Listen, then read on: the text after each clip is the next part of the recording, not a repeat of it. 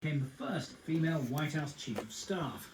As one of the president's closest aides, she understands the inner workings of the second Trump administration.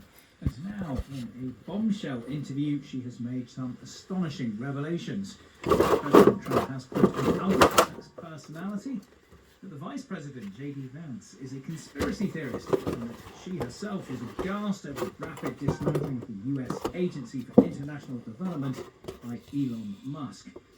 She said that the article in Vanity Fair magazine is a hit piece and lacked context, but she's been backed by the president. I heard more from the BBC's Bernd Busman in Washington.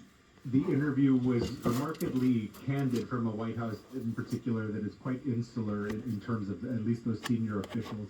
The things that caught my eye the most were, the things she said about Donald Trump as a human being.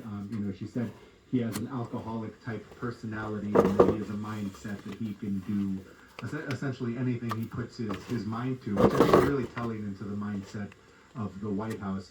I also was quite interested in her remarks about J.D. Vance, which, to much of the American public would sound quite critical in that J.D. Vance was once a notable critic of President Trump's and now is, of course, vice president.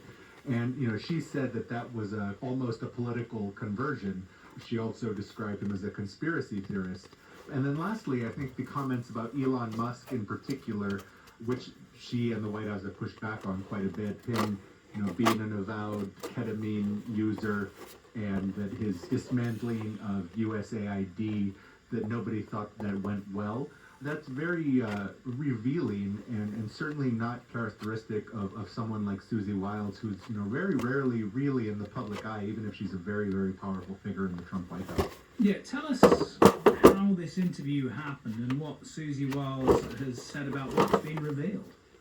Well, the author of the interview in Vanity Fair, he's kind of considered perhaps America's foremost expert on the chief of staff position of the White House. He got them to agree to a series of interviews, in Susie Wiles' case, 11 separate interviews. But the White House and Susie Wiles in particular have pushed back very strongly. She took to X and posted that her comments were taken out of context and that large portions of it weren't used. I was at the White House when Press Secretary Caroline Leavitt addressed reporters briefly, and she accused Vanity Fair of bias by omission, in that, according to the White House, they conducted interviews that weren't used, and ultimately, in the White House's view, this piece was written and edited with the intention of painting kind of a chaotic picture of the kind of inside workings of the Trump team. President Trump himself, he gave an interview to the New York Post in which he backed Susie Wiles. We saw almost the entire cabinet simultaneously post messages of support for Susie Wiles and the work she's done, not only in the Trump White House, but previously in the Trump campaign. She's been there for a very long time at his side. Although Susie Wiles hasn't denied making these comments, what do they reveal about splits within the White House itself? Well, for the 11 months since Trump has returned to the White House, there have been a lot of speculation and reporting that various people within the Trump camp don't necessarily see eye to eye.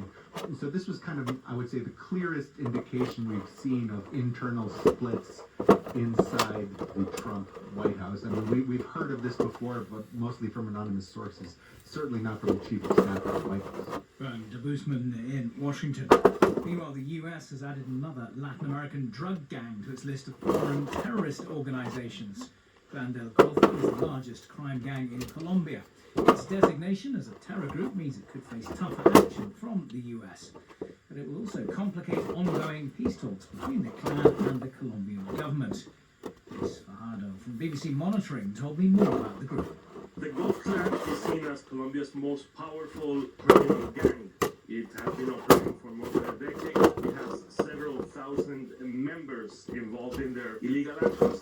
They have been notoriously involved in drug trafficking, also in illegal mining, even in migrant trafficking in many areas of Colombia. They operate across the country, and now they are facing this new designation by the U.S. government, even though the Colombian government right now was trying to start very preliminary peace talks with them, which of course might face more problems because of this designation by the U.S. government. But in any event, they have been considered for a long time a very serious security threat for the country. Yeah, last year the Biden administration sanctioned top leaders of the cartel. What does this new designation mean in practice? Yes, one of the legal consequences is that it imposes more restrictions on all kinds of citizens to engage in any kind of transaction with them. So there is a legal dimension to this, presumably also a political dimension of their designation as a foreign terrorist organization, seen as a more serious threat. And of course, this has to be understood in the context of the U.S. government's announced crackdown on drug trafficking in the Caribbean across Latin America, which has been taking a very high-profile place in U.S. actions in the recent weeks and months. Yeah, what will all this mean for Colombia itself, particularly as you mentioned there were those preliminary peace talks underway? It has to be said that these peace talks are very, very controversial within Colombia itself. There's many commentators, many opponents of the government that say that these talks were pointless because they argue that the Gulf Clan has always been more of a